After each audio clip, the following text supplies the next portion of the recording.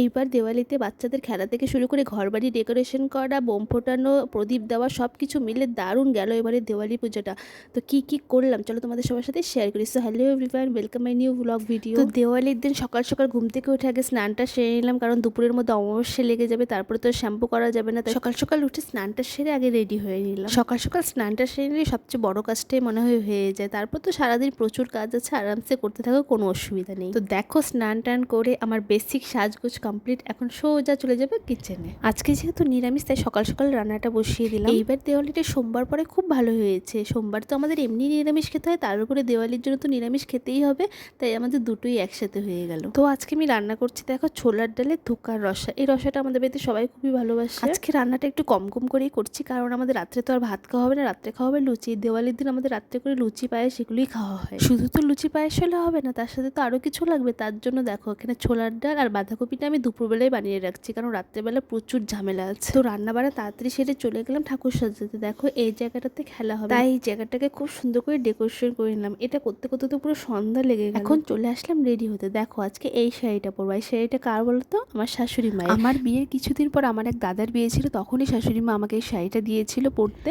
আর বলেছিল আজকে থেকে এই শাড়িটা তোমার কাছে রেখে দাও, যখন মন চাবে পরবা। কিন্তু এত ভারী শাড়ি কখনো আর পরে ওঠা হয়নি, তাই ভাবলাম আজকে পরি। তো তোমরাই বলো তো শাশুড়ি মায়ের এই শাড়িটা পরে আমাকে কেমন লাগছে? ফুল রেডি তো হয়ে গেছে, এখন চলে যাচ্ছি ঠাকুর ঘরে। ঠাকুর ঘরে গিয়ে দেখি ভাস্তি অলরেডি রঙ্গোলি দিয়ে দিয়েছে। দেখো কি সুন্দরভাবে রঙ্গোলিটা দিয়েছে। এখন ননদ বৌদি মিলে প্রদীপগুলো সাজিয়ে। সত্যি কথা বলতে আমার কালী পূজাটা দারুণ লাগে। সব থেকে ভালো লাগে প্রদীপ দেওয়া, প্রদীপ দিয়ে সারা ঘরকে আলোকিত করা আমার খুব ভালো লাগে। বিয়ের আগেও আমি এটা করতাম। আর চারিদিকে কি সুন্দর লাইটিং দেখে মন যদি খারাপ থাকে তাও ভালো হয়ে যাবে। আর একটা সত্যি কথা কি বলতো, যতই দামি দামি লাইট লাগাও না কেন, এই প্রদীপের সৌন্দর্য কিন্তু কেউই আনতে পারে না। প্রদীপটা ছাড়া দীপাবলি একদম অসম্পূর্ণ। এই যে বড় প্রদীপটা দেখছো, এই প্রদীপটা আমাদের প্রতি বছর ঠাকুরের সামনে দেওয়া হয়, আর এই প্রদীপটা সারা রাত জ্বলবে, তাই এটা আমাদের তেল ভরে দিয়ে দিলাম। আর কটা ডিজাইনিং প্রদীপ ছিল, আর সেই প্রদীপগুলো আমি রঙ্গোলির সাইড দিয়ে দিলাম। এই রঙ্গোলি দেওয়ার নিয়ম কিন্তু আমাদের মধ্যে নেই, আমাদের মধ্যে তো শুধু প্রদীপ দেওয়ারটা নিয়ম আছে, কিন্তু রঙ্গোলিটা দিয়ে দেখো কি সুন্দর লাগছে, তাই না? সব প্রদীপ তো রেডি, ঠাকুর ঘরকেও বেশ সুন্দর করে প্রদীপ দিয়ে সাজিয়ে নিয়েছি। এখন প্রদীপের থালা নিয়ে চলে যাবো নিচে। নিচে অনেক জায়গায় দিতে হবে। প্রথমে নিচে গিয়ে সব ঘরের দুয়ারে দুয়ারে দিয়ে দিলাম, তারপরে সবগুলো সিঁড়ির মধ্যে এক এক করে দিয়ে দিলাম। যেহেতু আমাদের বাড়িতে অনেকগুলো সিঁড়ি, তাই হাফ হাফ করে প্রদীপগুলো দিলাম। হাফ ননদ দিল, হাফ আমি। সবগুলো সিঁড়িতে প্রদীপ দেওয়ার পরে এত সুন্দর লাগছিল কি বলবো।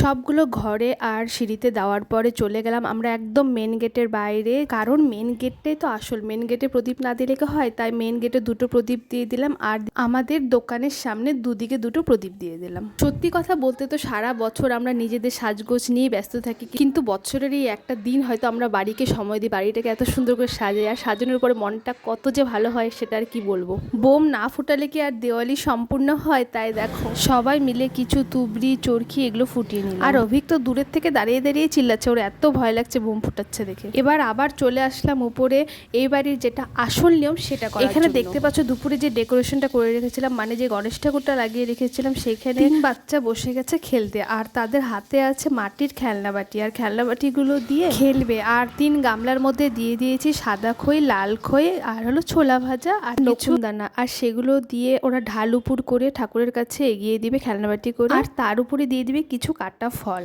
তারপরে ফুল বেলপাতা দিয়ে 3 জনে দিয়ে দিল অঞ্জলি, আর সবশেষে ঘন্টা শঙ্খ বাজিয়ে করে নিল আরতি। আর হ্যাঁ, যেটা মাস্ট, এই দেখো তারাবাতি, তারাবাতি দিয়েও আরতি। সবশেষে ঠাকুরকে প্রণাম করে বড়দের সবাইকে প্রণাম করলো, আমিও একটু শয়তানি করে পাটা এগিয়ে দিলাম। তারপর কি খাওয়া দাওয়ার পালা, তাই ননদ বৌদি মিলে চলে আসলাম কিচেনে, আর আমার যা চলে গেলো উপরে ঠাকুর ঘরে ঠাকুর করে পরিষ্কার। এত কিছু নিয়ম করতে করতে অনেক রাত হয়ে গেছে, তাই সবাই তো একদিক থাকলে হয় না, তাই আমরা কাজটাকে ভাগ করে নিয়েছি। আর এদিকে দেখো খাওয়ার জন্য হচ্ছে লুচি। লুচির জন্য ময়দাটা সন্ধ্যাবেলা যায় মেখে রেখে দিয়েছিল, আর ননদ এখন বেলে দিচ্ছে, আমি ফটাফট করে ভেজে দিচ্ছি, কারণ সবাই খাওয়ার জন্য ওয়েট করে বসে আছে। আর আমার যাকে বললাম আমরা দুজন মিলে ভাজছি, তুমি খেতে দিয়ে দাও। দেখো আমার লুচি ভাজা এখানে একদম কমপ্লিট, এখন খেতে বসবো। সেই সময় দেখি কি কাণ্ড, সবাই মিলে আবার নিচে চলে গেছে বোম ফুটানোর জন্য। আমি আর নিচে যাইনি বোম ফুটানোর জন্য, উপরে বেলকনির থেকে ওদের বোম ফুটানো দেখছি। তো যাই হোক, আমার দিওয়ালির ব্লগটা এতটুকুই। তো তোমরা কমেন্ট করে অবশ্যই জানিও যে ব্লগটা কেমন লাগলো। এখনকার জন্য বাই বাই, দেখা হচ্ছে আবার নেক্সট ব্লগে।